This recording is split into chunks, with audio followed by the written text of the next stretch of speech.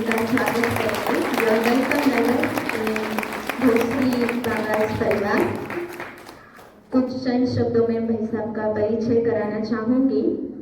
हम सभी बहुत लकी है, लास्ट टाइम वो जगदम्बा भवन में शॉर्ट विजिट के लिए आए थे और चिचवड़ में कुछ 3-4 जगह पर नॉन बीकेस की सेवाएं करके गए, लेकिन इस बार उनका आना 2-3 दिन के लिए हुआ है और इसीलिए हम सभी बीके भाई बहनों को भी बहुत अच्छा लाभ उनका होने वाला है। ब्रह्मा कुमार डैन भाई जी पिछले 21 सालों से राजयोग शिक्षक एवं मार्गदर्शक के रूप में ईश्वरीय सेवाएं दे रहे हैं। जब डैन भाई जी ने 1999 में न्यूजीलैंड के डुनेडिन शहर के ओटोगो यूनिवर्सिटी में अध्ययन किया तो उन्हें विविध ध्यान पद्धति तथा आध्यात्मिक ज्ञान में रुचि उत्पन्न हुई। विश्वविद्यालय में रहते हुए वह ब्रह्मा कुमारी से जुड़े और उसी क्षण से वह राजयोग का नियमित अभ्यास करने लगे और उन्हें ईश्वरीय ज्ञान में निश्चय हो गया और 2004 में उन्होंने अपना डिग्री कंप्लीट करते हुए ऑस्ट्रेलिया के मेलबर्न शहर में आए। 2004 में LLB बीकॉम की पदवी प्राप्त की। बीके सेंटर में रहते हुए डैन भाई जी ने अपने व्यावसायिक पढ़ाई जारी रखी और वकीली के कारकर्दगी में शुरुआत में उन्होंने 2006 में न्यूजीलैंड के उच्च न्यायालय में बैरिस्टर तथा सॉलिसिटर के रूप में कार्य किया। 2007 में ऑस्ट्रेलिया में ऑस्ट्रेलियन लॉयर के रूप में सेवाएं शुरू की और उसके बाद ऑस्ट्रेलिया के एक सबसे बड़े सामाजिक सेवा केंद्र, कानूनी सेवा केंद्र NGO हम सभी जानते हैं, तो उसमें 7 साल तक सेवाएं प्रदान की। उसके बीच में उन्हें कमजोर और वंचित लोगों को मुफ्त वकीली अर्थात कानूनी तौर पर सेवाएं प्रदान करने के लिए वो प्रतिबद्ध रहे। लौकिक सेवा के साथ साथ ही वो मेलबर्न में ब्रह्मा कुमारी के रिट्रीट सेंटर में रसोई विभाग की भी सेवाएं करते थे। भाई जी का बहुत अच्छा किचन के एक्सपीरियंसेस, बाबा के भंडारे में वो सेवाएं करते थे मेलबर्न में और काफी साल तक वो भंडारे में सेवारत रहे। फिर 2015 में भाई जी यज्ञ द्वारा दिल्ली में एक सेवा परियोजना की देखभाल करने के लिए निमित्त बने, जहां उन्होंने 6 महीने तक रहकर सेवाएं की। अब वर्तमान समय वह सिडनी में ब्रह्मा कुमारी के राष्ट्रीय मुख्यालय में पूर्णकालिक समर्पित रूप में सेवाएं दे रहे, मतलब हमारे ऑस्ट्रेलिया देश के वो ब्रह्मा कुमारी के मुख्य सचिव है। जैसे अलग अलग सब जोन इंचार्ज भारत में होते हैं, जोन इंचार्ज होते, वैसे वो देश के इंचार्ज है और सिडनी का जो हमारा बहुत बड़ा मोर देन 30 एकर्स में सेंटर है, तो वो सेंटर में वो समर्पित रूप में संभालने के निमित्त है। तो मुख्य केंद्र की जो प्रबंधन टीम का जो हिस्सा है सिडनी का सब मैनेजमेंट और ऑस्ट्रेलिया का ब्रह्मा कुमारी का मैनेजमेंट, तो उसके वो एक मुख्य है चार्ली भाई जी के लगभग नेक्स्ट वही है। तो चार्ली भाई जी को हम सभी ने लॉकडाउन में बहुत सारों ने सुना है और लॉकडाउन का एक अच्छा योगदान हमारे जीवन में रहा कि हम देश विदेश के सभी भाई बहनों के अनुभव सुनते रहे। तो अभी आज हमारे बीच में डैन भाई जी हैं, तो उनको हम सुनेंगे, ट्रांसलेशन सुशील भाई करेंगे और आपकी तरफ से, बहनों की तरफ से भी अगर कोई क्वेश्चन होंगे तो आप भी बेझिझक पूछ सकते हैं। ये हमारा बीके फैमिली मीटिंग है, तो आप बेझिझक इनको क्वेश्चंस भी पूछ सकते हैं अगर आपको वहाँ की सेवाओं के बारे में जानकारी चाहिए। भाई साहब का ज्ञान में आने का अनुभव बहुत सुंदर और प्रेरणादायी है। तो कितना डिफिकल्ट होता है फॉरेन कल्चर में रहते हुए, क्योंकि आज तक हम ऐसे कुछ जनों का अनुभव सुने हैं कि जो थोड़ा बहुत तो इंडिया से बिलोंग करते हैं, भारत में जन्म लिए फिर फॉरेन सेटल हुए, लेकिन डायरेक्ट जन्म, लौकिक जन्म विदेश में, सभी प्रकार की संस्कृति अलग और उसमें रहते हुए बाबा के ज्ञान को समझना और फिर आगे ब्रह्मा कुमार बाल ब्रह्मचारी रूप में आगे का अपना जीवन कंटिन्यू करते हुए पूरी रीति से समर्पित होना, तो ये एक बहुत बड़ी बात है। तो brother, we all are very eager to listen you, so over to you. Thank you so much.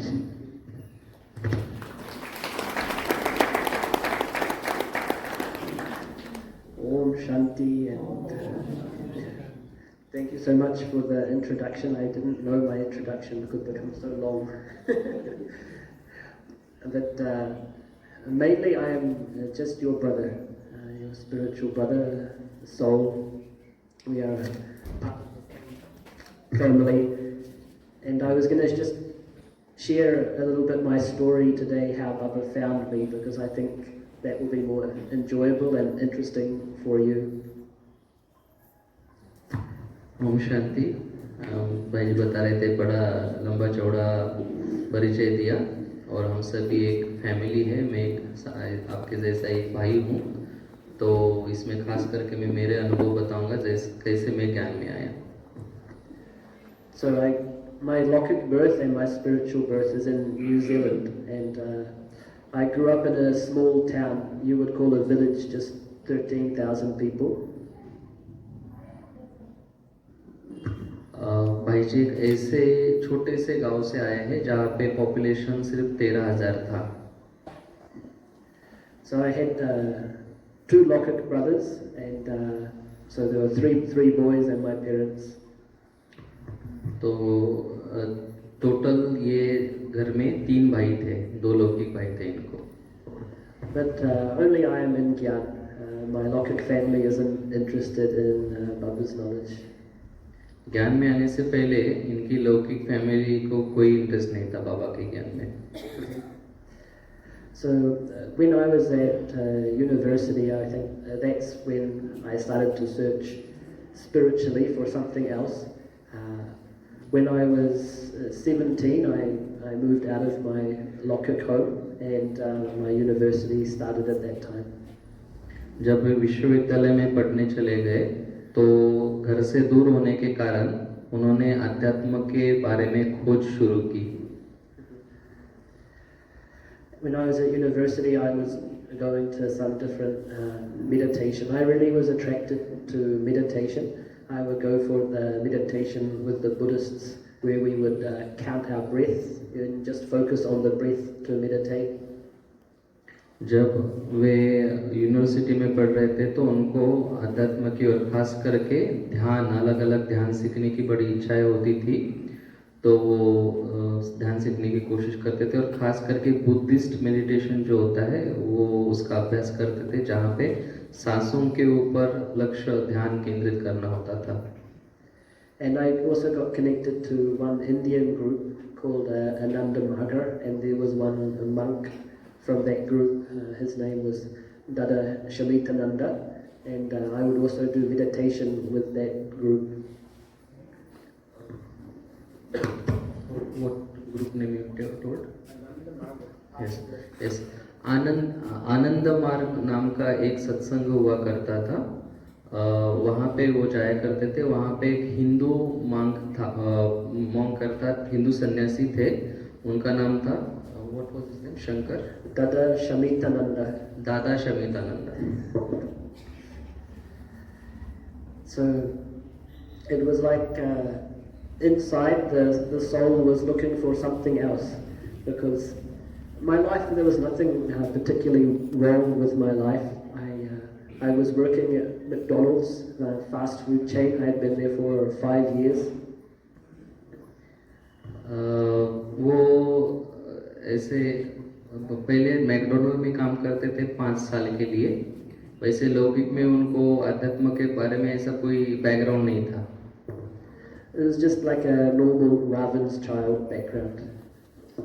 जैसे कोई भी साधारण बाबा का बनना, बाबा ज्ञान में आने से पहले कैसे किसी का भी साधारण बैकग्राउंड होता है, वैसे ही मेरा बैकग्राउंड था। I wasted my time playing video games and drinking alcohol with my friends. तो लौकिक में उन्होंने अपना काफ़ी समय वीडियो गेम्स खेलने में और शराब पीने में, दोस्तों के साथ शराब पीने में व्यस्त किया। Externally I wasn't a spiritual person in terms of no one would have thought that I would be interested in the spiritual path. तो ऐसे कोई आध्यात्म की रुचि उनमें कभी थी ही नहीं बचपन में। I remember one turning point in my journey. I went for a meditation retreat with Anand Marga, with Dada Shamitananda near my hometown. मैं 1-2 अनुभव शेयर करना चाहूँगा। एक अनंत मार्ग में जब मैं गया था तब, और घर के बाजू में, घर के नज़दीक एक आश्रम में जाता था, वो उसका भी अनुभव सुनाना चाहता हूँ। That monk was very nice to me. He said I should change my name to Dinesh and that I should tell people that he's my guru. जी, तो उस आश्रम में उन्होंने उनका नाम चेंज किया. It was Ganesh, Dhanesh. It was, उन्होंने नाम चेंज किया धनेश, और वो अपने आप उनको मैं गुरु मानने लगा. But I didn't want to follow any human guru. लेकिन मैं कभी भी किसी इंसान को अपना गुरु नहीं मानना चाहता था. So I just kept searching and going to different things. तो मैं ऐसे ही भगवान की खोज मैंने जारी रखी और अलग अलग तरीके से मैं प्रयत्न करता रहा. But I feel like Baba was using all of these things to prepare me for taking knowledge. लेकिन मुझे अभी लगता है कि ये सभी प्रयास मुझको बाबा की तरफ लेके जा रहे थे. For that group, they did a lot of kirtan, constantly singing. उस सत्संग में बहुत सारे कीर्तन होते थे और बहुत ज़्यादा कीर्तन भजन गाना पड़ता था. Yeah, their kirtan, they would just sing Baba Naam Kevalam, Baba Naam Kevalam, and play the music. तो उधर एक ही मंत्र होता था, खास करके बाबा नाम के बलाम, तो उसी के ऊपर बार बार गाना पड़ता था. I still don't know what it means. अभी तक मुझे उसका अर्थ नहीं पता चला है. And they taught one meditation that I had to visualize myself as a point, and then imagine my point coming down to my nose, and then I dissolve into the Supreme. वहाँ पे एक अलग प्रकार का योग सिखाया जाता था, जहाँ पे अपने आप को पॉइंट के रूप में विजुलाइज करना पड़ता था, इमेजिन करना पड़ता था, और वो पॉइंट नीचे उतरते होते नाक के पास आ रहा है, और नाक से मेरी व्हाट टू डिसॉल्व नेगेटिविटी, तो उसके नाक के बाद वो पॉइंट आने के बाद अपने आप को परमात्मा में मैं लीन हो रहा हूँ, इसका अनुभव करना होता था.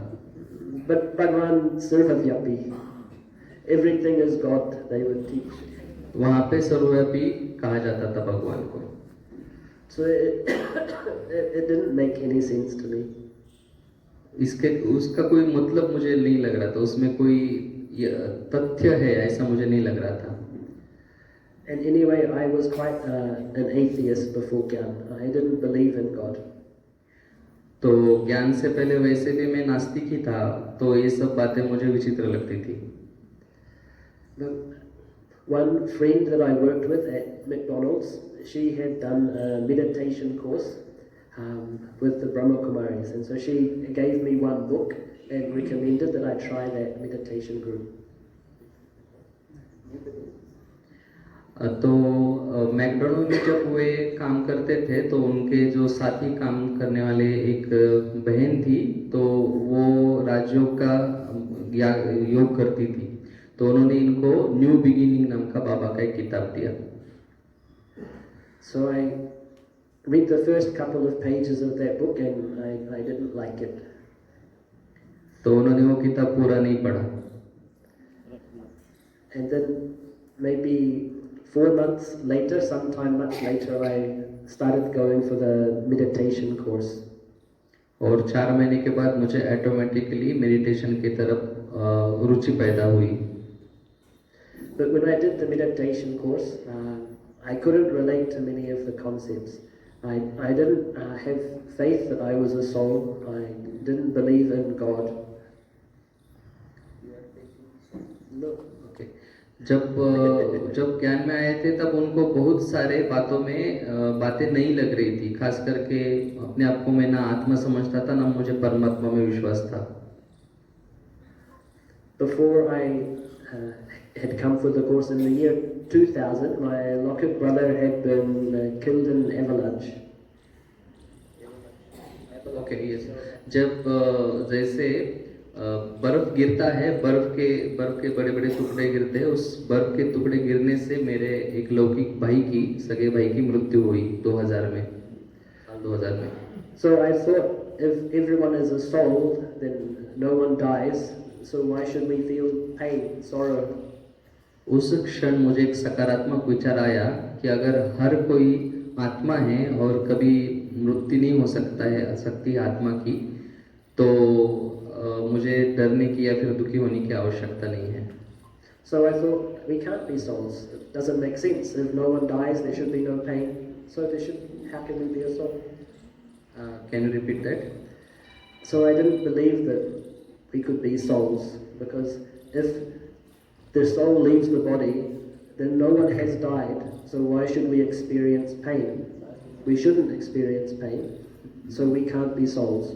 जी, एक्चुअली वो सकारात्मक विचार नहीं था, और नकारात्मक था कि अगर हर कोई आत्मा है और मृत्यु होने के बाद शरीर छोड़ना पड़ता है, तो अगर आत्मा कभी मरती नहीं तो हमको दुख क्यों होता है, इतना दुख क्यों होता है? So when I did the course, I couldn't practice Raj Yoga meditation because I didn't believe I was a soul and I didn't believe in God. राजयोग सीखने के बावजूद मैं ठीक से योग नहीं कर पा रहा था।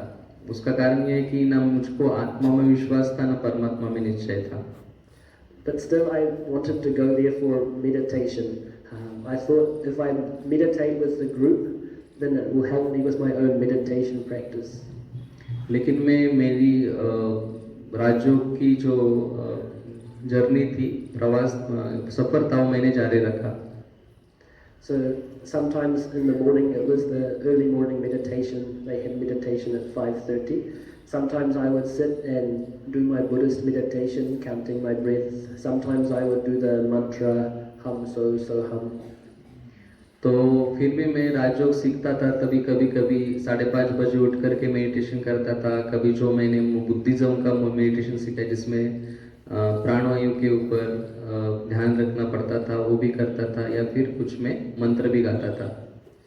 But I couldn't practice Raj Yoga meditation because I didn't believe. लेकिन मुझे राजयोग का मेडिटेशन में प्रैक्टिस नहीं कर पाया क्योंकि मुझे निश्चय नहीं था। निश्चय ना होने के कारण मैं राजयोग मेडिटेशन नहीं कर पाया।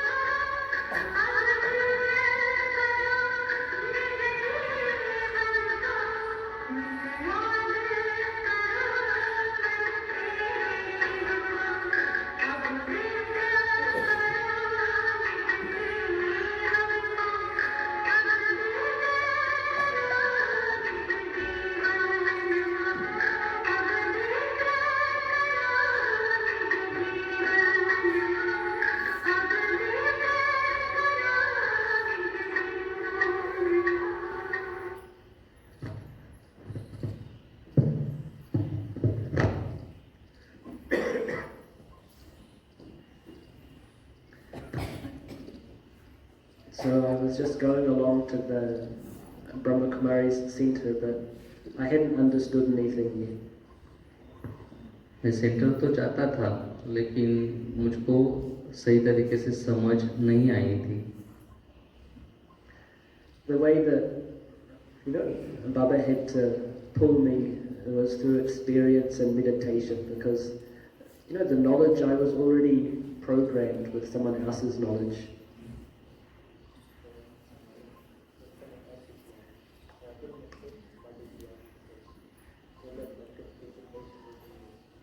Yes. तो जो मेरा लौकिक जो बिलीफ सिस्टम था उसके कारण मुझको अनुभव नहीं हो रहा था, तो ऐसे समय में बाबा को मुझे खींचने की जरूरत थी अनुभव के आधार से। बाबा मुझको अनुभूति कराना चाहता था।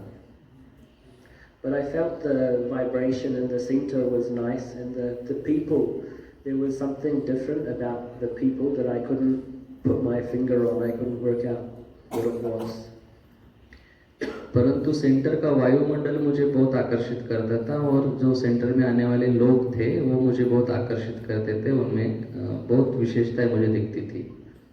I thought their eyes looked very bright. उन सभी की आंखें बहुत ज़्यादा तेजोमय होती थी। But still, sorry. But still, I didn't understand what it was that they were doing, and I remember I used to go along to the center in my shorts and my t-shirt and my bare feet. तो मुझे पता नहीं था क्या चलता था, लेकिन मैं जाता ही रहता था, और मैं ड्रेस भी बड़े लौकिक के पहनता था। मैं शॉर्ट्स और टी शर्ट डाल के ही जाता था। And sitting there one morning for meditation, I was bored with my mantra.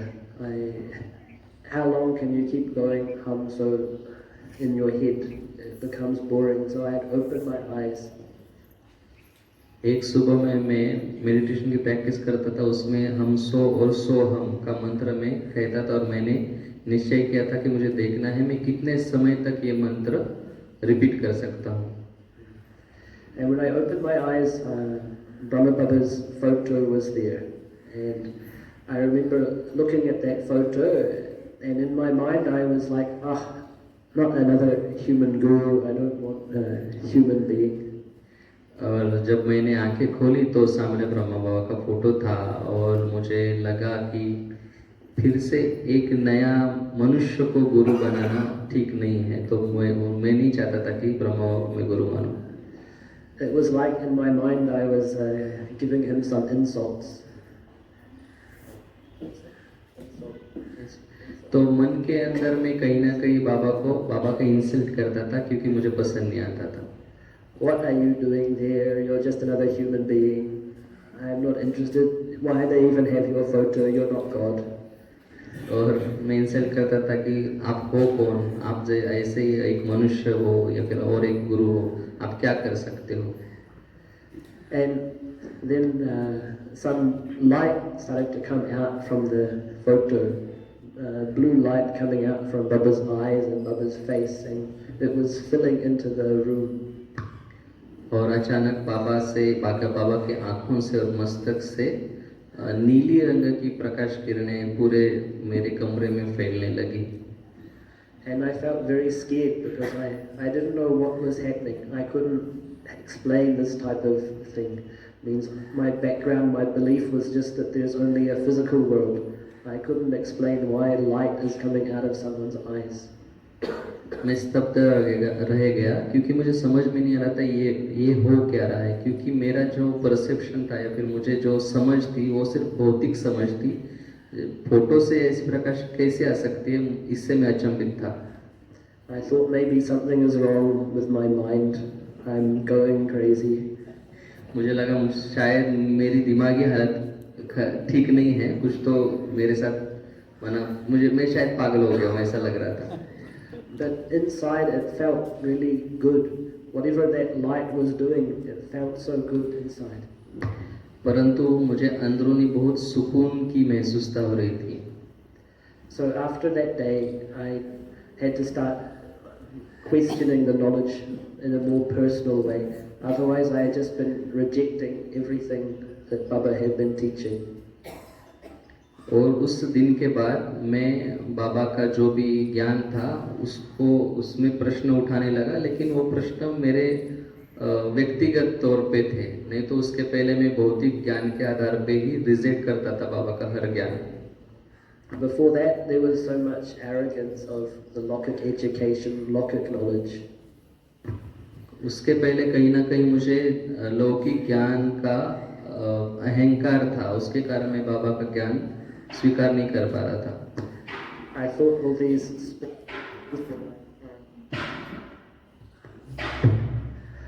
all these spiritual things were kind of like rubbish for soft-minded people.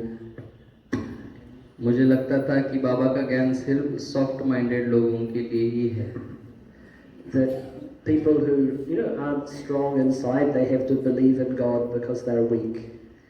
ऐसे लोग जो अंदर से कमजोर होते हैं तो वो खुद के ऊपर विश्वास नहीं कर पाते, खुद कुछ परिस्थिति को हैंडल नहीं कर पाते, इसलिए वो भगवान के ऊपर विश्वास रखते हैं. That was how religion seemed to me, that it's just for people who aren't strong enough to accept the way life is.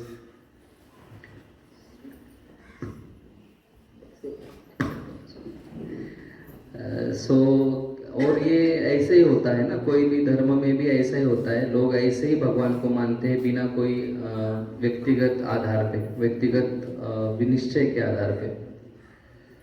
So I feel very fortunate that really Baba chose me, because there was no, it wasn't a path that I would have chosen for myself. Actually मैंने बाबा को नहीं चुना, बाबा ने मुझे चुना है, ऐसा मुझे लगता है. It's as if I was going along leading a different life and he just took me and put me in a different path. ये तो ऐसा हुआ कि मैं कोई एक गलत रास्ते पे जा रहा था, बाबा ने मुझको उधर से उठाया और बाबा के मार्ग पे रख दिया. From that day when Baba gave Drishti, it's like something got awakened inside the soul and my path just changed. जिस क्षण वो अनुभव मुझे हुआ, मुझे लगता है कि उस दिन बाबा की दृष्टि ने मुझे परिवर्तित कर दिया और मैंने ये मार्ग चुन लिया. I felt quite a lot of sorrow inside, especially for my parents, because when my brother had left the body, it was like a cloud of sorrow on the whole family. उस समय मुझे मेरे माता पिताओं के ऊपर बहुत दया आती थी, क्योंकि वो काफ़ी दुखी थे, क्योंकि मेरे भाई ने शरीर छोड़ा तो हमारे घर के ऊपर दुखों के बादल मंडरा रहे थे. But as I continued to do the meditation practice, Baba gave such special experiences. It's like he was just guiding my mind where to go. तो ऐसे अनुभवों के कारण मुझे ऐसा लगता है कि बाबा ही मुझे गाइड कर रहे थे कि कहाँ मुझे जाना है. Many mornings I would see myself as a soul. I would go to Baba, and then with Baba I would go and visit my parents. तो बहुत दिन तक मैं ये अनुभव करता था कि सुबह उठकर मैं परमधाम में या बाबा के पास जा रहा हूँ और बाबा से मैं मेरे घर वालों के ऊपर, खास करके माता पिता जी के ऊपर सकश देता था. I would visualize that they are sleeping, but I can see them as a soul, and then giving them Baba's vibration, taking them to the soul world. तो बाबा का प्रकाश उनके ऊपर गिर रहा है और उनसे जो दुख है वो बाबा ले रहा है, ऐसा मैं विजुलाइज करता था. One time I remember feeling like when I connected with my Lokik father in that way, it was like there was so much burnt feeling, like sorrow and hurt inside from losing his son.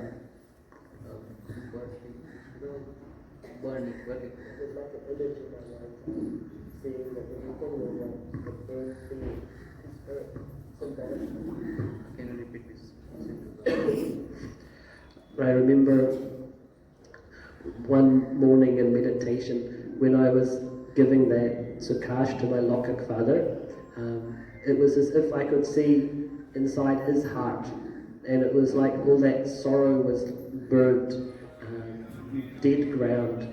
और ऐसा लगा कि उनके जो हृदय के अंदर दुख था बाबा ने उसको भस्म कर दिया.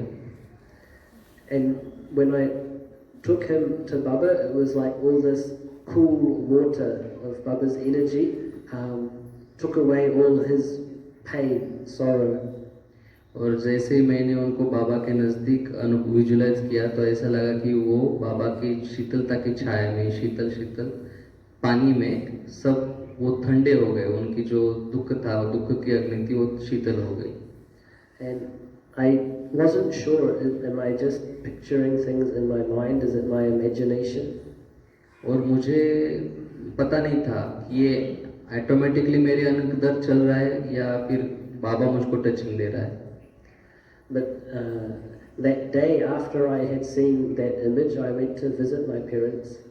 और उस योग के अभ्यास के बाद थोड़े दिन के बाद मैं अपने परिवार वालों को मिलने गया. And my father was playing music and dancing. और मेरे पिताजी म्यूजिक बजा रहे थे और डांस भी कर रहे थे. I hadn't seen him happy like that for 2 years. और मैंने उनको इतना खुशी में पिछले 2 साल से कभी नहीं देखा था. So I got that faith, the energy, the vibrations, what's happening in meditation, it's reaching people. उस दिन मुझे पता चला कि जो मेडिटेशन में वाइब्रेशन या फिर वो शक्ति का जो अनुभव करते हैं वो लोगों तक पहुंच सकती है या पहुंचती है. And one time my Lokik mother, she asked me, what do you do in meditation?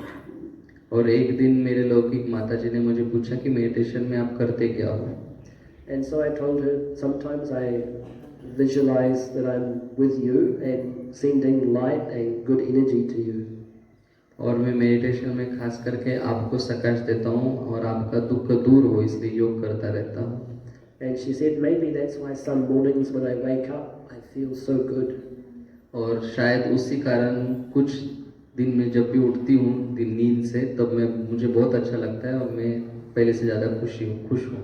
So again, it was like Baba's confirmation that what is happening in meditation, that vibration, those energies, it reaches people. तो इससे ये prove हुआ या फिर confirm हुआ कि बाबा के जो भी वाइब्रेशंस होते हैं वो पहुंचते हैं लोगों तक और मेडिटेशन काम करता है.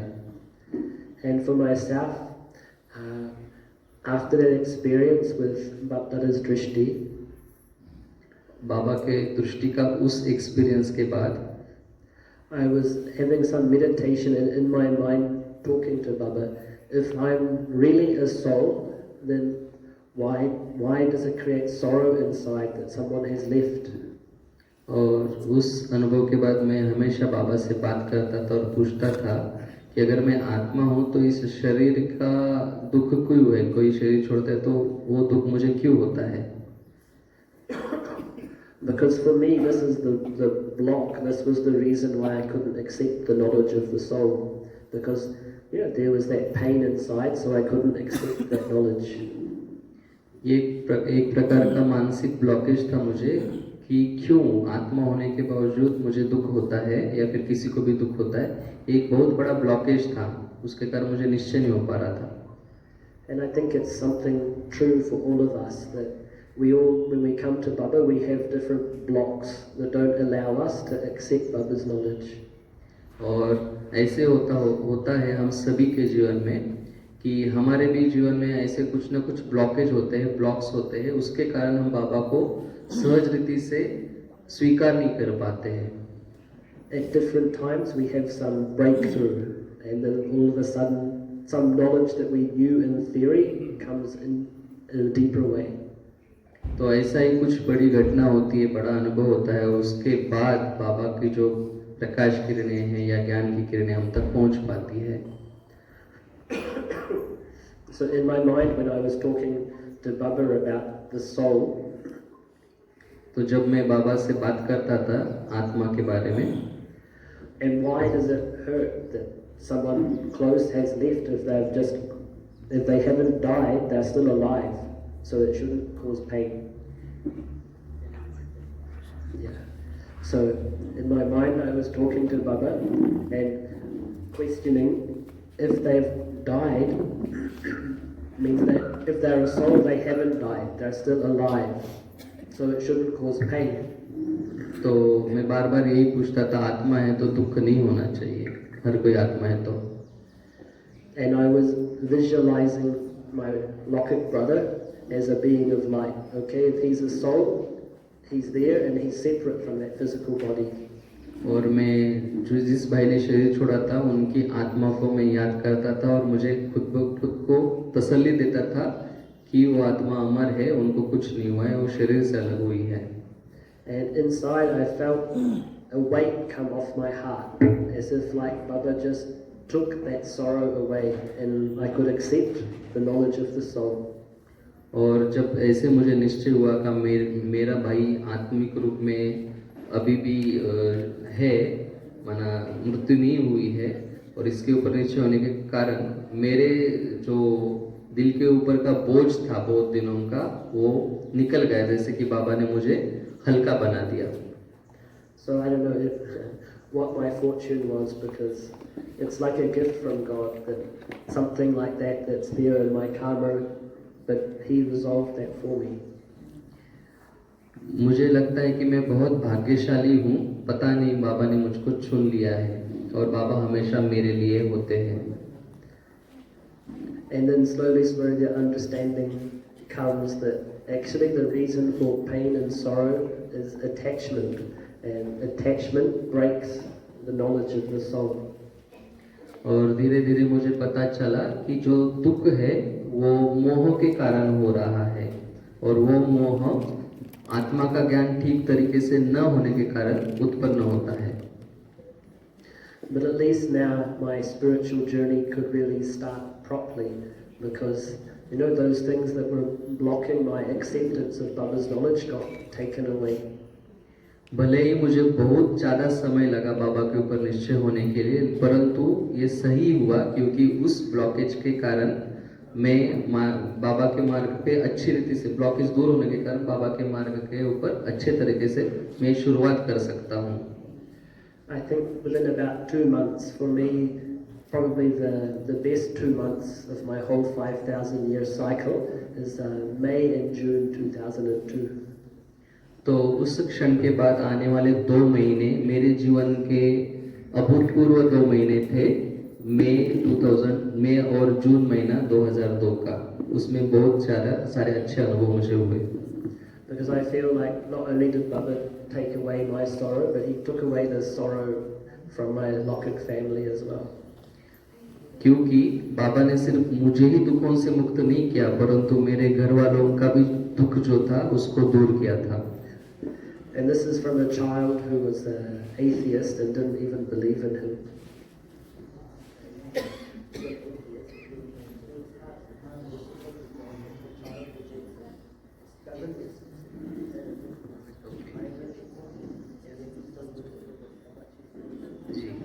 तो बाबा कितना दयावान है, रहमदिल है कि मैं नास्तिक था, उसके बावजूद भी बाबा ने मुझको कितना प्यार दिया।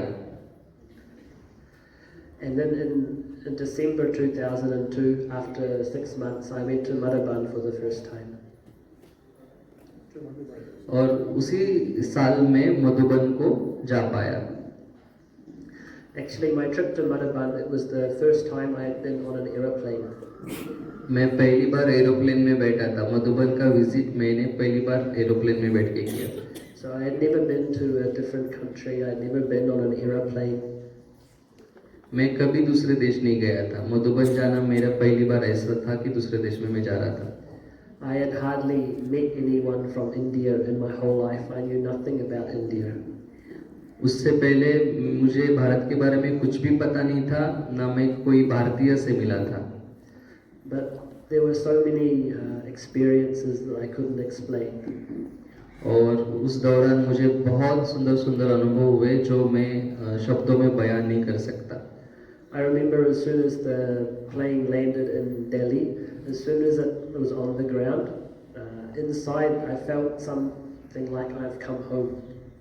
जिस क्षण वो एरोप्लेन दिल्ली में उतरा, उसी क्षण मुझे अंदर से ऑटोमेटिकली अनुभव होते गया कि मैं अपने घर आ चुका हूँ। But then as soon as you come out of the plane, it stinks so much, I thought, where the hell am I? तो दिल्ली के बाहर आने के बाद दिल्ली में बहुत गंदी स्मेल आ रही थी, तो वो बड़ा विचित्र था अनुभव। It's like the heart has one feeling, but then the eyes are seeing something else. तो वो अस्वच्छता देखकर हो या फिर वो जो स्मेल थी वो देखकर ऐसा लग रहा था कि मेरे दिल के अंदर कुछ अलग अनुभव है, घर के अनुभव है, और आंखों से कुछ अलग ही दिख रहा है। I remember on the way to Om Shanti Retreat Center, it was half built, and people on the side of the road were burning car tires to keep warm, and then all the black smoke and the smell. I remember on the way to the retreat center from the airport, when they picked us up, people were burning car tires, the thick rubber wheels. जब मैं retreat centre जा रहा था तो रास्ते में मैंने ऐसा दृश्य देखा जहाँ पे कार के जो टायर्स होते हैं उनको जलाया जा रहा था, तो उससे बहुत सारे धुआं और स्मेल भी आ रहा था। I wondered what has happened to India. और मैंने जो सोचा था भारत के बारे में बहुत अलग सोचा था, तो मुझे लगा कि क्या हुआ है इस भारत को। And it was such a relief to get to Om Shanti Retreat Center and Baba's house, everything a little bit clean and nice. लेकिन जब मैं ओम शांति भवन पहुंचा तब मुझको थोड़ा सुकून की feeling I. And then we took the train from Om Shanti Retreat Center to Abu Road. और ओम शांति रिट्रीट सेंटर से मैं आबू रोड को वाया ट्रेन से गया। Yeah. And so many things I saw that I didn't know, because where I grew up in New Zealand, it's very clean. The whole population at that time of New Zealand was 3.5 million, whole country. उस समय में New Zealand में सिर्फ पूरा देश की population थी 35 लाख, और जब वो भारत में आए और मधुबन जा रहे तो बहुत सारी चीज़ें उनके लिए नई थी, इतना पॉपुलेशन उन्होंने कभी देखा नहीं था। I remember wherever you go on the train, there's just like people and more people. I just wondered, how can there be so many people? It just doesn't stop. More and more people. जब वो train में जा रहे थे जहाँ तहाँ उनको सिर्फ लोग ही दिखे, उन्होंने 3 बार बोला है लोग है और सिर्फ लोग ही है जहाँ तहाँ, तो मुझे आश्चर्य लगा कि इतने लोग हो कैसे सकते हैं। I think India's population each year increases by maybe 2 times the population of all New Zealand. हमारे न्यूजीलैंड के जितना टोटल जनसंख्या है उतनी जनसंख्या भारत सिर्फ उसके दुगनी जनसंख्या भारत सिर्फ 1 साल में पैदा करता है। So every year India produces 2 or 3 New Zealand. तो हर साल भारत 2 या 3 न्यूजीलैंड को पैदा करता है। It was they say culture shock for me to come here. ये मेरे लिए बहुत बड़ा सांस्कृतिक शॉक था, कल्चरल शॉक बोल रहे हैं। I had never eaten curry before. I didn't know what any of the food was. Curry. Okay. He never ate curry, माना उन्होंने कभी भी सांबर या करी नहीं खाई थी। All the food was completely different, new food. खाना भी बड़ा भिन्न था। And then on the train ride, I was excited to see everything like a child. So I went out from the carriage and to be in the air, and I'm watching as we go along the train line. मैं इतना ज़्यादा excited था कि मैं छोटे बच्चे की तरह ट्रेन से हर सब कुछ देखने की कोशिश कर रहा था। And on the next train line, all the people are sitting and squatting and going for a poo. All in a line. Yes, और मैं इतना एक्साइटेड था भारत को देखने के लिए, और मैं ट्रेन से देख रहा था तो मुझे ऐसे कुछ दृश्य दिखे जहाँ पे कुछ लोग लाइन में बैठ करके मलमूत्र विसर्जन कर रहे हैं। I never saw that in my life. I go back inside. और मेरे पूरे जीवन में ऐसा कुछ नहीं देखा था जो मैं एक्साइटेड था ट्रेन से देखने के लिए, वो मैंने बंद कर दिया और जाके अपनी जगह पे बैठ गया। How are we going to create statue here? How are we going to create statue here? और मैं अपने आप को प्रश्न पूछ रहा था कि यहाँ पे हम सत्युग कैसे बनाने वाले हैं। Baba has a big task. तो सोचो बाबा के पास कितना बड़ा काम है, कितनी बड़ी चैलेंज है। But as soon as I arrived in Madhuban, the vibration, just the atmosphere felt like everything became so quiet inside. I felt so much like I belong in this atmosphere. लेकिन जब मैं मधुबन गया तो ऐसा लगा कि मैं एक शांति की दुनिया में चला गया हूँ और सब कुछ शांत था और मुझे लगता था कि मैं यही का हूँ। Whatever the eyes may see, but the vibrations of Baba are more powerful. Whatever the eyes may see, but Baba's vibration creates a feeling. जहाँ तहाँ मैं देख रहा था तो बाबा के वाइब्रेशंस का अनुभव मुझे होता था और बहुत गहन अनुभूति मुझे कराता था। So Madhuban felt so much like home. Madhuban मुझे घर की तरह लगा। But it made me feel quite confused because inside I feel like home, and yet what I'm seeing externally I feel like, oh, where have I come? तो अंदर से मुझे बड़ा लग रहा था, बड़ा सुकून और अच्छा लग रहा था, लेकिन आंखों से जो मैंने देखा था वो देख करके मुझे थोड़ा विचित्रता का अनुभव हो रहा था। We arrived at Amrit Mela time, and then we went to our rooms, then went for early class, and then came to breakfast. तो मुरली अमृत वेले के बाद हमने मुरली की, मुरली के बाद ब्रेकफास्ट किया। So in my Lokik life for breakfast I always only had breakfast cereal. Cornflakes, Wheat Bix, muesli. Okay. तो हमारे यहाँ पे जब भी मैं ब्रेकफास्ट नाश्ता करता था तो सीरियल्स माना जो धान होता है, खास करके बीज हम कहते, अंकुरित बीज जो होता है वो ज़्यादा हम खाते थे। तो यहाँ पे थोड़ी अलग था। You take that cereal, you put milk on, and then you eat. Cornflakes आपको पता होगा, कॉर्नफ्लेक्स में वो लोग गरम मिल्क डाल करके खाते हैं, वो ज़्यादा खाते थे। So I was looking, where is the breakfast? और मैं वही ढूंढ रहा था नाश्ते के समय में, कहाँ नाश्ता है। But they cook food for breakfast. लेकिन यहाँ पे मुझे पता चला कि यहाँ पे नाश्ता भी बनाया जाता था, कुकिंग किया जाता था, वहाँ पे बना बनाया होता था, नाश्ता बनाते नहीं वहाँ पे। तो ये उनके लिए नया था। So then I saw, okay, at least they have toast, so I'll go and have some toast. लेकिन मुझे टोस्ट मिला, सो मैंने टोस्ट खाया। And one thing familiar thing. तो सभी जो अलग अलग प्रकार के नाश्ते के आइटम थे उसमें उनको सिर्फ टोस्ट फैमिलियर लगा। But then in foreign country on toast we put like peanut butter or jam. तो हम टोस्ट के ऊपर पीनट बटर या जैम लगाते हैं। So I asked, is there some jam? तो मैंने जाम ढूंढने की कोशिश की।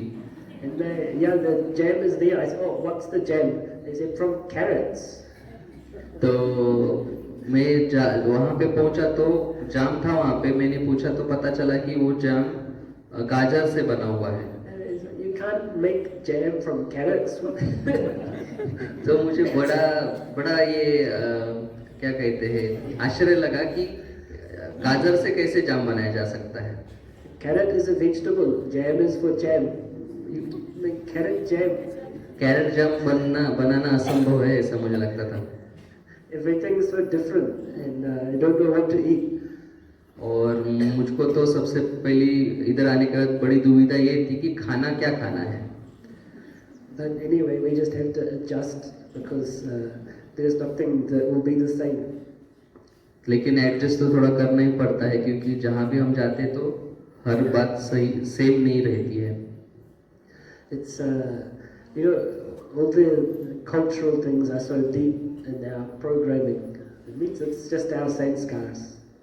तो कहीं ना कहीं ये जो हमारी संस्कृति होती है वो भी प्रोग्रामिंग के जैसे संस्कार जैसे हमारे पक्के होते हैं, वैसे ही हमारा कल्चर या संस्कृति भी हमारे मन के अंदर या आत्मा के अंदर पक्की हो जाती है.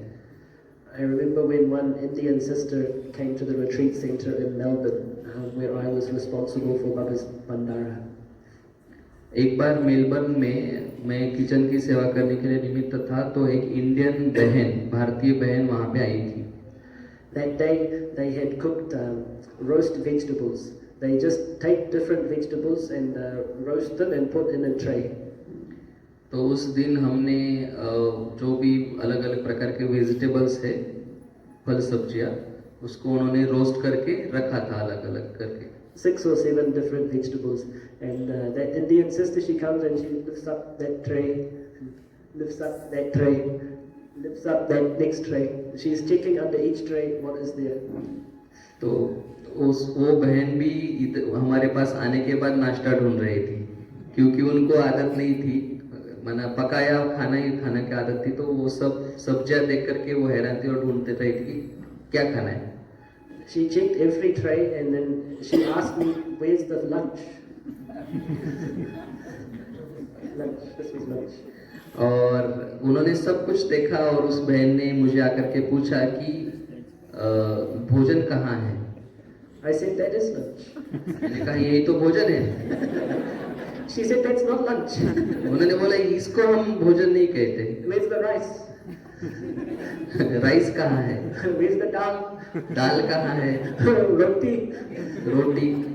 I said, "No, just vegetables." मैंने कहा वेजिटेबल्स है सिर्फ. So she asked, "Can I make my own food?" तो उन्होंने पूछा कि मैं खुद का खाना खुद बना सकती हूँ क्या.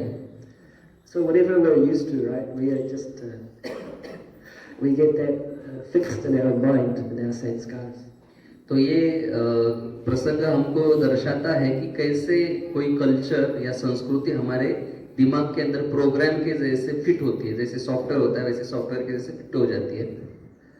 Also, growing up, I had never seen people feeding people before. ज्ञान में आने से पहले मैंने कभी देखा नहीं कि लोगों को खाना बना करके खिलाते हैं. मैंने पहली बार देखा था. Only for a baby. Adult feeds themselves. मैंने सिर्फ देखा था कि बच्चों के लिए, छोटे बच्चों के लिए खाना खिलाते हैं. But then for Bhakta's meeting, they're feeding God. What are they doing? और ऐसे ही मुझे बड़ा विचित्र लगा. जब छोटे बच्चों को खिलाना तो ठीक है, लेकिन बड़ों को खाना नहीं खिलाते हैं. जब मैंने दृश्य देखा कि सभी बाबा को खिला रहे, तो मैंने सोच रहा था भगवान को कैसे खिला सकते हैं. He is God and he doesn't even eat, and why are they wanting to feed him? वो तो भगवान है और वो खुद खाता भी नहीं है, तो क्यों उसको खिलाते हैं ये लोग. I had some waste thoughts in Baba's meeting. I had waste thoughts in Baba's meeting. उस समय मुझे काफी व्यर्थ संकल्प चले. Because I couldn't understand. It's a cultural background that was missing. क्योंकि मुझको उस प्रकार का बैकग्राउंड नहीं मिला था, तो मुझको ज्यादा संकल्प चलते थे. So those parts of Baba's meeting I found difficult to understand. Internally, I had the experience that like God has come, that power is there. When we met Dadi Gulzar, she was so powerful. But then when Baba came in her body, it was like Dadi was nothing. Baba's power was 100 times more than that.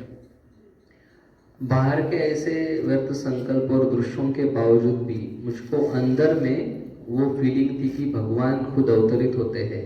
और जब मैंने पहली बार दादी जी को देखा, गुलजार दादी जी को, तो वो बहुत शक्तिशाली स्थिति में थे. और जब बाबा उनके अंदर बाबा ने प्रवेश किया, तो जैसे कि दादी वहाँ पे थी नहीं, ऐसा मुझे अनुभव हुआ. And Bhakta's drishti was so powerful. When he would come in Dadi's body, it would feel completely like he's just looking at me, and I, the soul, am taking that power from God. और बाबा की दृष्टि बहुत ही शक्तिशाली थी और वो अपूर्व अनुभव था मेरे लिए। और बाबा ऐसा लग रहा था कि बाबा सिर्फ मुझे अकेले को देख रहा है और मुझे अकेले को दृष्टि दे रहा है। And then I felt like he's my beloved, and then he's just doing all this food business with other people, and what about me? तो मुझे लग रहा था कि बाबा तो मेरा भी है, तो बाबा सिर्फ एक खाना खाने का खिलाने का जो खेल है वो उनके साथ क्यों कर रहा है, मुझको भी वो चांस मिलना चाहिए। So my first meeting with Baba, it was very powerful, but by the end of the meeting I was very upset. जब बाबा आए थे तो अनुभव बड़ा पावरफुल था, लेकिन मुझे लग रहा था कि सिर्फ कुछ चंद लोगों को ही या चंद आत्माओं को ही ये चांस मिलता है बाबा को खिलाने का, अंग संग रहने का, मुझे नहीं मिलता है। तो बाबा मिलन के अंत में मैं थोड़ा नाराज था। Inside I felt he's my Baba, and yet my Baba is with all these other people.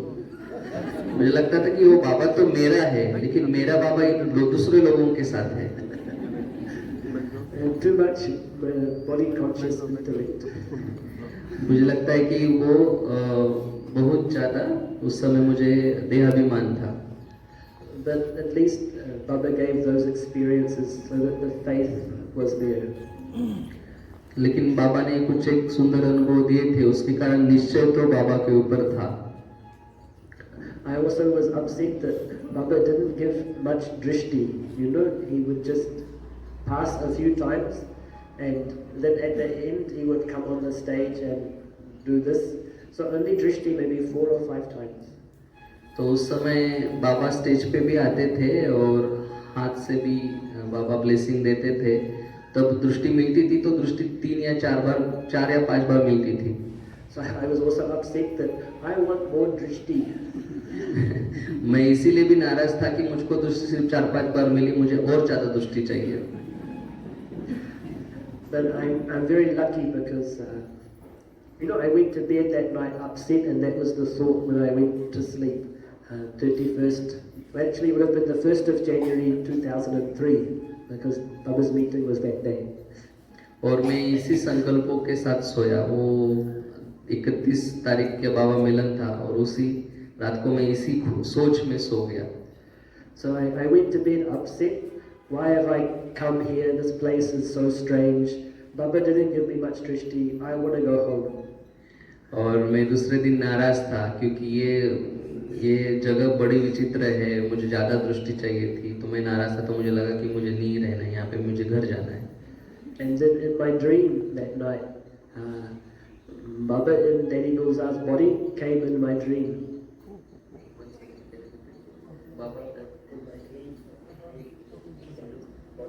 Came to my dream. तो मुझे सब बाबा मिलन का फिर से सपना है जिसमें बाबा ने दादी के शरीर में प्रवेश किया था। And he was holding my hand, and we were walking around outside Diamond Hall in Shantivan. और उस सपने में मुझे ऐसा लगा कि बाबा ने मुझको मेरा हाथ पकड़ा है और डायमंड हॉल में, पूरे हॉल में उन्होंने मेरा हाथ में हाथ पकड़ करके चक्कर लगाया। And he kept giving me a lot of drishti. और उस समय बाबा मुझको कंटिन्यूअसली दृष्टि देते रहे। So I couldn't. He kept giving drishti until I couldn't take any more drishti.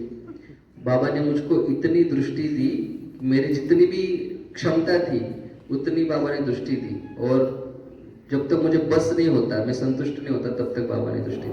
And when I woke up for Amrit Vela, all my upset feeling was gone, and I was just flying. और जब मैं अमृत वेला को उठा था, तब मैं जितनी भी मेरी नाराजगी थी वो चली गई थी और मैं बहुत हल्का हो रहा था और उड़ रहा था। It's like the father taking care of a young child. Even though the child gets upset, they just carry them, look after them. जैसे कोई पिता अपना बच्चा नाराज होता है, रूठ जाता है, तो भी उसको मनाता है, वैसे बाबा भी मेरा ख्याल रख रहा था। I think according to time, finished.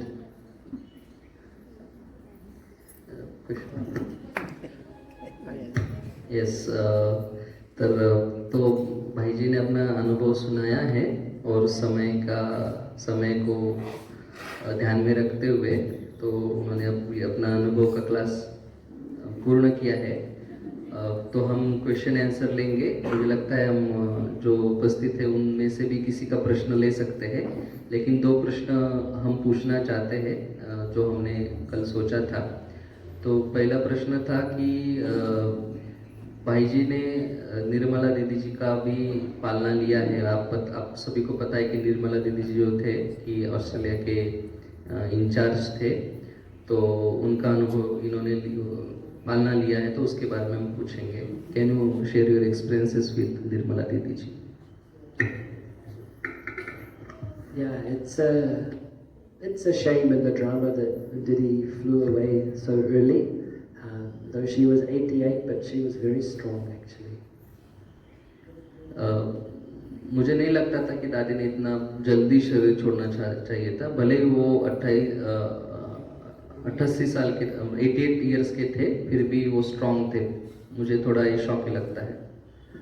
I didn't see that much of Didi when I was in New Zealand because so from 2002 till 2004 she was based in Australia.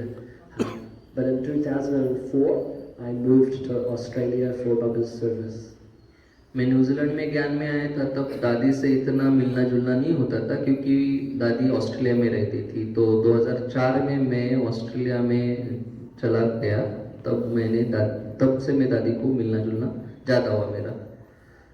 Didi Nirmala was a very different soul. She was neither a double foreigner nor a Bharatwasi. She was just her own character. दीदी जी बहुत विशेष आत्मा थी। ना ही वो भारतीय लगती थी, ना ही वो डबल फॉरेनर्स लगती थी, वो अलग ही थी। यस, नो भारतवासी। Her speciality, some of her specialities was she had no interest in being recognized, praised, getting a position, getting a chair for anything. She completely had no desire for that ever. दादी में ऐसी कोई भी प्रकार की दीदी ने तो दीदी में ऐसी कोई भी प्रकार की इच्छा नहीं होती थी कि मुझे मान मिले, शान मिले, पद मिले। दीदी में वो उस प्रकार के संकल्प भी आते नहीं थे। She would take nothing from Baba's Bandara or from the yajna for herself. Means she lived in complete simplicity.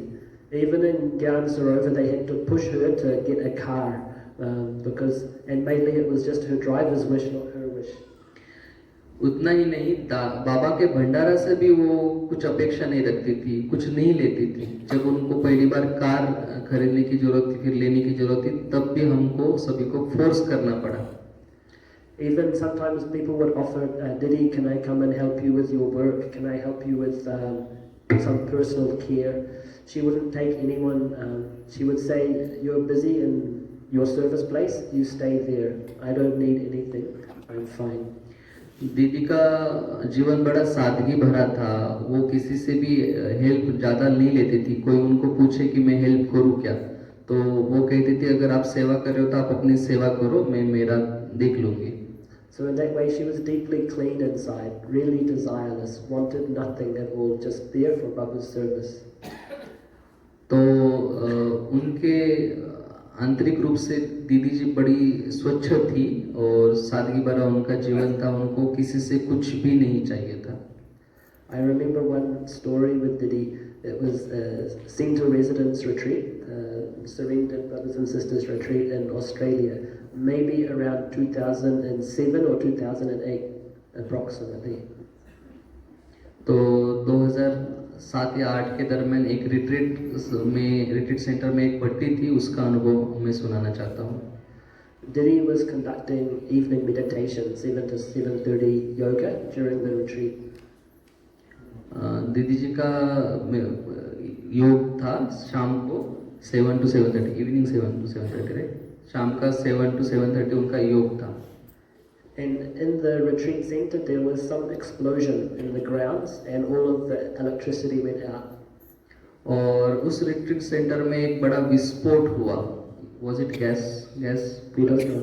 Okay, एक बड़ा विस्फोट हुआ, पता नहीं किसका था, लेकिन बहुत बड़ा विस्फोट हुआ और इलेक्ट्रिसिटी वगैरह सब चला गया।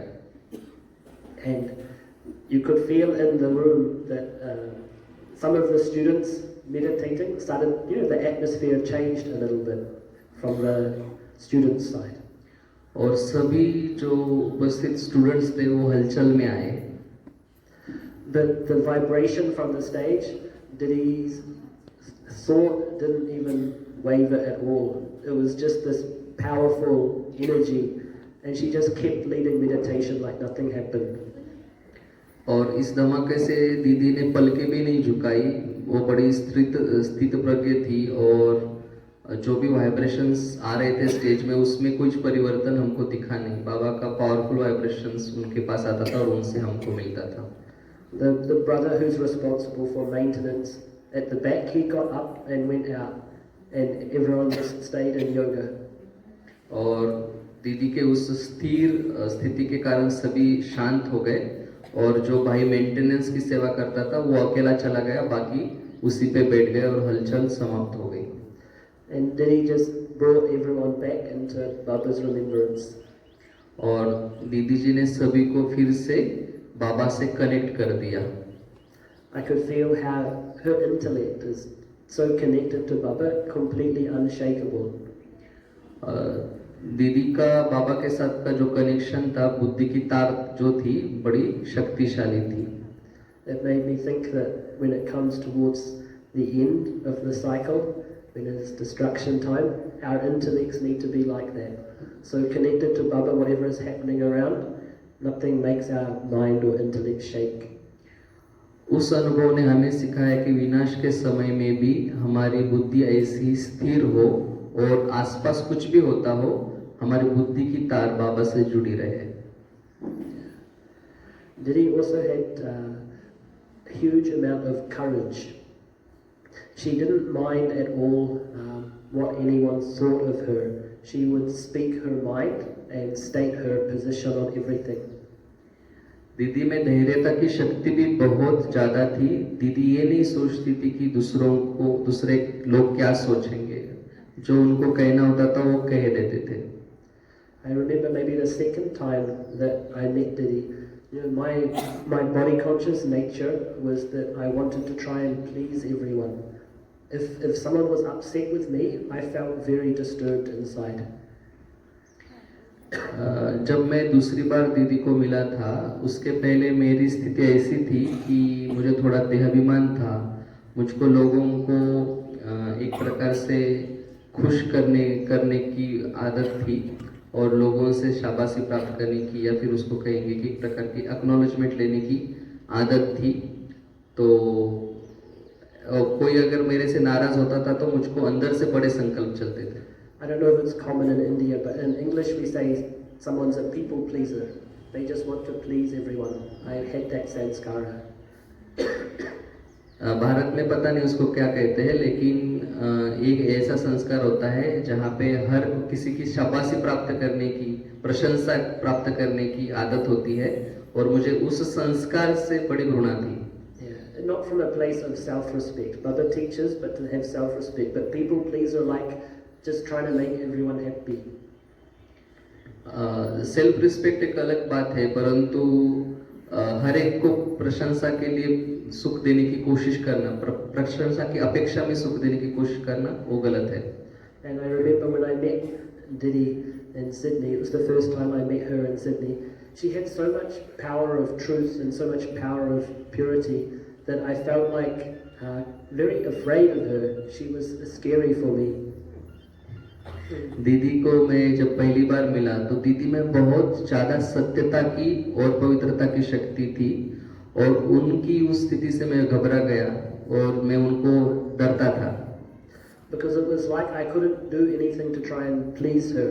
She was just what she was. That sanskar of wanting to please everyone was like nothing before her. क्योंकि मेरे में जो संस्कार था दूसरों से को खुश करके प्रशंसा प्राप्त करना, वो उधर चला ही नहीं. क्योंकि दीदी में इतनी सत्यता की शक्ति थी तो वो संस्कार मैं वहाँ पे यूज नहीं करता था. तो दीदी जी जो थी वो थी, उनके पास मुझको ऐसा कोई संस्कार, मेरा कमजोरी सामने नहीं आई. Till today in Australia, because we have a board of management of 7 people, and really it's Diddy's created the culture of the management in Australia. आज भी सिडनी में, specially in Sydney, Australia, 7 people, okay. तो आज भी Australia में पूरा जो ब्रह्म कुमारी का यज्ञ है उसको संभालने के लिए 7 लोगों को नियुक्त किया है। वो जो मैनेजमेंट है वो निर्मला दीदी जी ने ही क्रिएट किया है, अभी भी उनकी प्रेरणा से ही वो चलता है। The culture is that she's completely transparent and she just shares everything openly. So anything that would be there will be discussed openly, even if it creates up and down, but everything is open. And so it creates a very good atmosphere of trust. No one is doing anything behind anyone's back because that is never her nature. You know, because sometimes we do things behind people's back because we're not confident or courageous enough to tell them to their face, but because she would tell everything direct, very straight, so the culture is very stable in that way. दीदी के सत्यता के जो संस्कार थे वो संस्कार के कारण एक संस्कृति, एक कल्चर बना, बीके कल्चर हमारे यहाँ, जहाँ पे हर कोई हर बात बिना बेझिझक होकर के शेयर करता है, कोई भी किसी के पीठ पीछे होकर के बातें नहीं करता है। वो कल्चर बहुत सुंदर है जो कि दीदी ने बनाया है, जहाँ पे हर कोई बड़ा ओपन है एक दूसरे के साथ। So it creates a high level of trust at the level of the management team. तो उसके कारण एक प्रकार एक दूसरे के प्रति बहुत उच्च दर्जा का, उच्च कोटि का विश्वास पैदा होता है हर एक के मन में। Because Diddy would never have to go to someone else to tell someone else, she would just go straight. जैसे दीदी जी डायरेक्टली किसी को जो बात बताना होता था वो बताती थी, वो तीसरे या चौथे के द्वारा उसको नहीं बताती थी। तो वही संस्कार अभी भी हम सब में उन्होंने वे भर के गए हैं। But sometimes she did hurt my feelings. लेकिन कभी कभी उनके इस स्वभाव के कारण मुझे कभी कभी दुख होता था। But we are responsible for our own feelings, right? She's clean, she has no intention to hurt my feelings, but sometimes because she is so straight, it hurts. तो अंदरूनी चोट पहुंचती थी, लेकिन दीदी तो बड़ी क्लीन और सत्य थी, उसके कारण थोड़ा फील मुझे होता था, लेकिन वो अपनी जगह पे सही थी। When she would take a position on something, she was very strong, very strong. अगर दीदी ने कोई एक निर्णय लिया है या फिर कोई उन्होंने अपना ओपिनियन रखा है सबके सामने, तो उसके ऊपर वो डटे रहती थी। Yeah. I used to enjoy going for the youth retreat.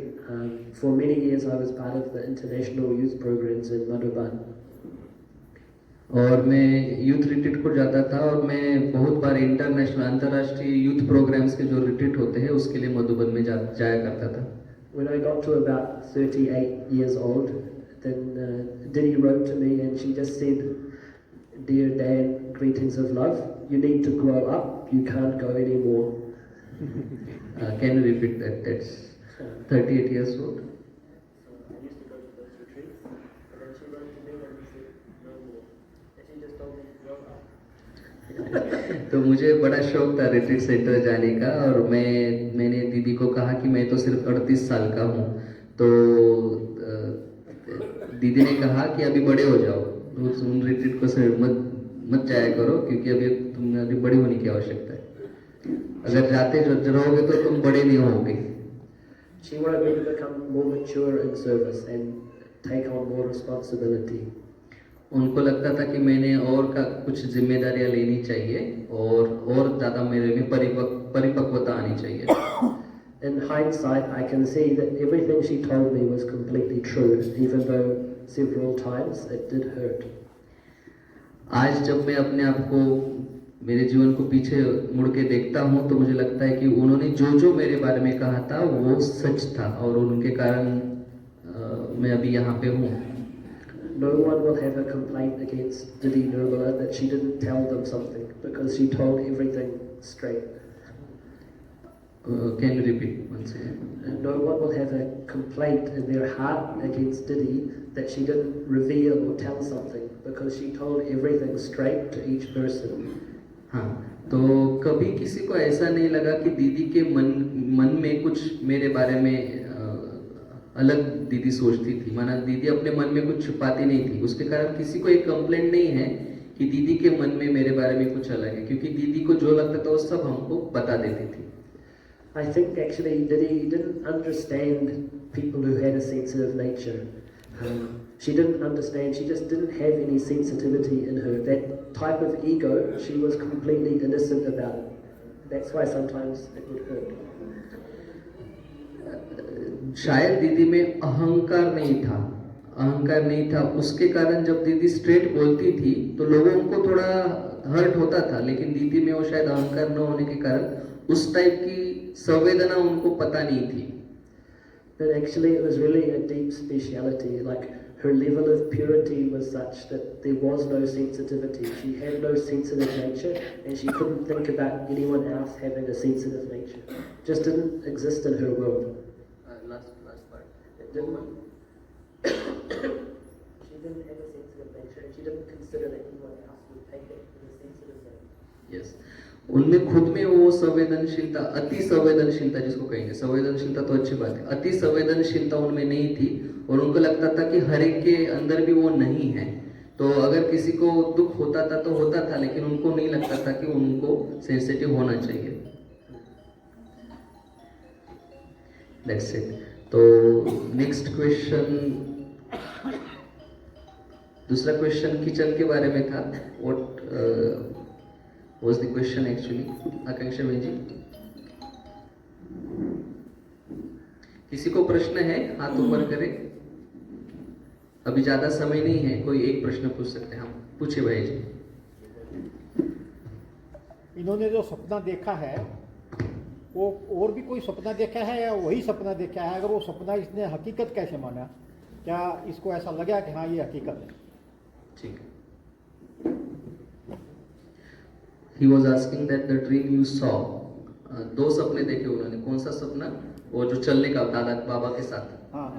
तो the dream you saw about that Baba holding your hand and in that how you felt that, is it reality or did you see any other dreams like that? How you believe that it is like reality? Baba actually gave the mother. Because the feeling was there, like in the sense that I went to bed so upset and then I woke up and it was like I was just in a high stage of yoga and I had been receiving that Krishna. I felt it. जी, इन्होंने पहले भी कोई सपना देखा था क्या? इस तरह से पहले भी हकीकत मान लिया था? You must have seen many other dreams before than that. Then you did not feel that it is reality. But why you felt that this dream is reality? That was how it felt. What can I say? It felt. तो I will just tell your first answer to him. तो उन्होंने कहा कि मैं नाराज होकर के सोया था और उठने के बाद मेरी नाराजगी चली गई थी, तो इससे प्रूव होता है कि वो सपना हकीकत था. I think he got his answer. Yes. हमारा प्रश्न ये है कि आपने अनुभव शेयर करते समय ये कहा कि हमने कभी ये कल्चर देखा ही नहीं था कि किसी को खिलाना है या ये, और वहाँ की जर्नी से लेकर के, मतलब जो आप कल्चर में बड़े हुए, पैक्ड फूड एंड ऑल, वहाँ की जर्नी से लेकर के आप बाबा के भंडारे में कई साल तक किचन में मुख्य सेवाधारी रहे, तो ये जर्नी तक का सफर आपने कैसे तय किया? मतलब ऐसे क्या आपके किचन के बारे में, बाबा के भंडारे के बारे में, इंडियन कल्चर के बारे में आपके एक्सपीरियंसेस रहे कि आप इस सेवा के लिए वॉलंटरीली सेवा की, मतलब खुद होकर के किचन की सेवा की? Did you understand? The food habits you had initially before coming into Gyan, and the food habit you have here, and now you are doing seva in kitchens, somewhere in kitchen.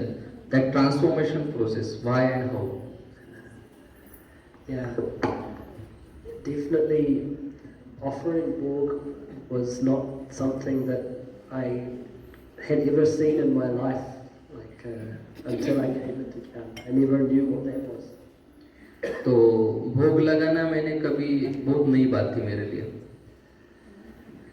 Then as I started to learn a little bit about Indian culture, at first I thought offering Borg is just bhakti.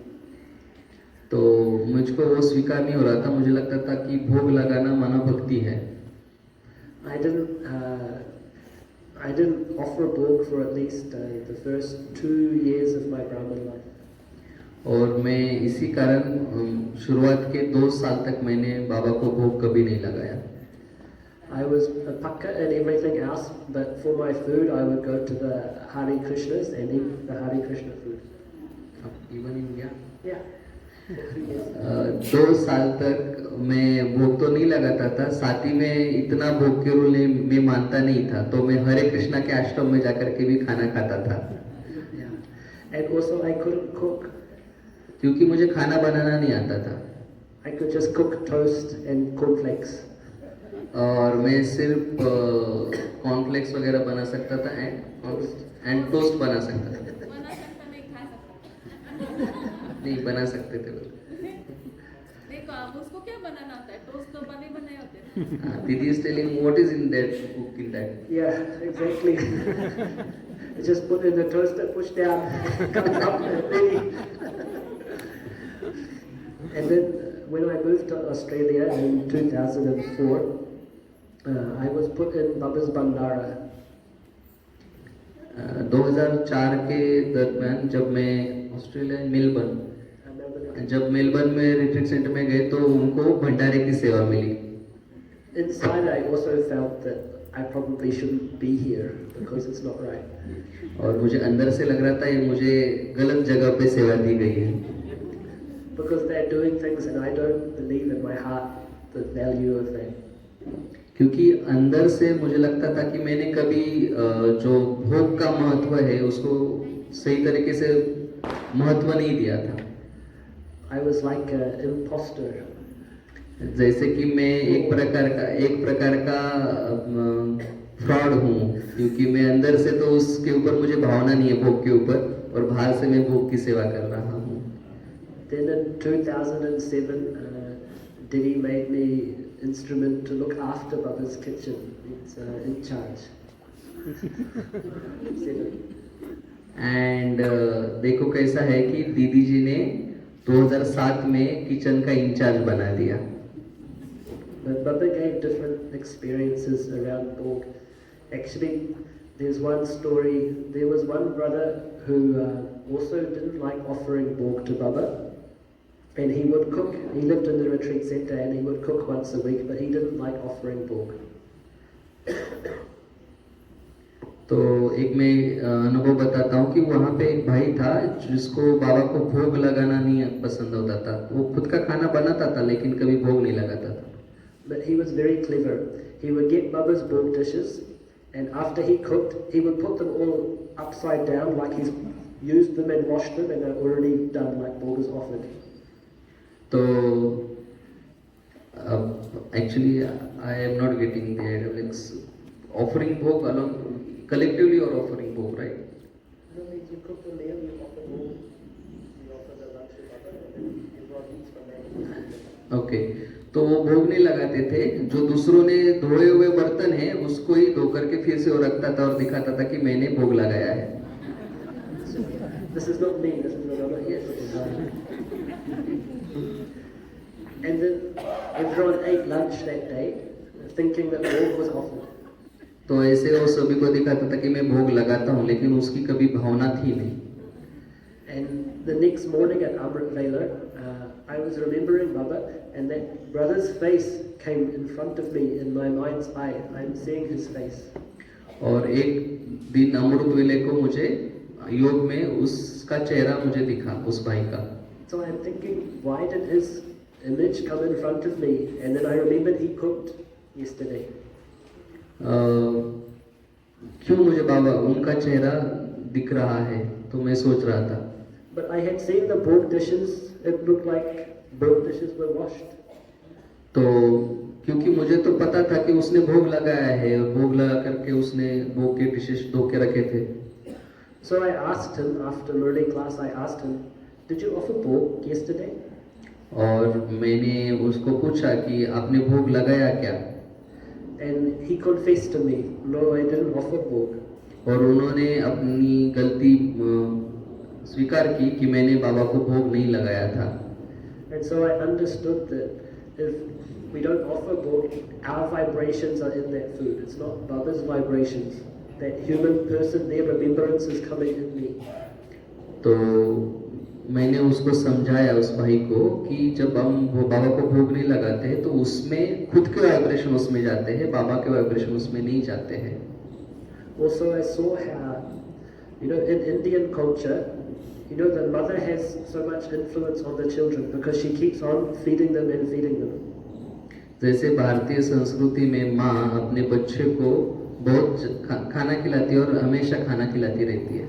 Where in the West, the children are completely free because from 14 years old, 13 years old, they get all their food from outside, different places. तो पाश्चात्य संस्कृति में ये बात नहीं होती. बच्चे थोड़े बड़े होने के बाद बाहर का खाना खाने लगते हैं. And then the parents have no influence over the children anymore. और बच्चे थोड़े जब बड़े हो जाते हैं तो माता पिता का अधिकार भी चला जाता है बच्चों के ऊपर और उनका प्रभाव भी कम रहता है. So just seeing the examples, I start to understand what the value of offering Borg is. और ये जब सब मैं देखता हूँ तब मुझे पता चलता है कि भोग लगाना कितना महत्वपूर्ण है. Borg, we just keep Baba's influence over us. भोग लगाना अर्थात बाबा का प्रभाव या फिर बाबा हमको खिलाते हैं इसकी भासना है. Many people, like I used to reject, but actually it's just because it's subtle. It's not because it's not true, it's just very subtle how it works. Can you repeat once again? I missed one word. Sometimes we reject the value of Borg because our intellect is too gross, it's subtle. The way the energy of someone else comes in and influences us. हमको ये भोग लगाने की प्रक्रिया का जो उसके पीछे जो रहस्य है उसके बारे में ठीक से नहीं पता चलता, लेकिन वो काम करता है बड़े सूक्ष्म रीति से. Food is a huge influence on the soul, and actually Baba's Borg is a huge protection for his children. भोजन का हमारे आत्मा के ऊपर बहुत बड़ा गहरा प्रभाव रहता है और भोग लगा के खाना अर्थात बाबा का प्रोटेक्शन है हमको. And eventually I realized that it's not bhakti. और धीरे धीरे मुझे पता चला कि ये भक्ति नहीं है. Cooking in the retreat center so many times, offering Borg to Baba, and then people who eat that, they feel, oh, it tastes so good, what did you put in it? But it's the same as every other recipe. It's the vibrations of Baba that makes people feel good. Retreat centre में जब मैं खाना पकाता था और बाबा को भोग लगा करके लोगों को खिलाता था तो लोगों को बहुत स्वादिष्ट लगता था और वो बोलते थे कि इसमें क्या डाला है, कैसे बनाया है. और मैं बताता था कि बाबा इसमें शक्ति डालता है जिसके कारण ये बड़ा स्वादिष्ट और अच्छा लगता है. I could also feel it after cooking Baba's food, and once people have eaten, I would feel so much energy. All the blessings from those who eat the food come. Then we get lift. तो भोग लगा के खाने से you get blessings. Yes. जो खाना पका के सभी को खिलाते हैं तो उनको बहुत ज़्यादा आशीर्वाद या सभी के शुभ भावनाएं मिलती है. Because whoever eats Baba's food, they feel grateful in their heart for that food. So that blessing reaches whoever's helped in preparing Baba's Borg. तो कृतज्ञता की भावना से वो खाना बनाते हैं और वही भावना सभी तक पहुंचती है. हमारे भारत में कहते हैं चूल पर सो दिल पर. जो चूल पर होता है वो दिल पर होता है. There is a saying in India, who cooks, he can be the king of heart. Yeah. He wins the heart. Very true. Very true. In English, they say the way to a man's heart is through his stomach. Yes. अंग्रेजी में कहते हैं कि भाई लोगों के जो मन होते हैं वो स्टमक की तरफ जाते हैं, वरना पेट की तरफ. Maybe this is also Baba's yukti, right? And the way to his children's heart is through the stomach. शायद वो बाबा के ज्ञान में भी लागू पड़ता है. ways to माना बच्चों के दिल तक पहुंचने के लिए बच्चों के पेट तक पहुंचता है बाबा.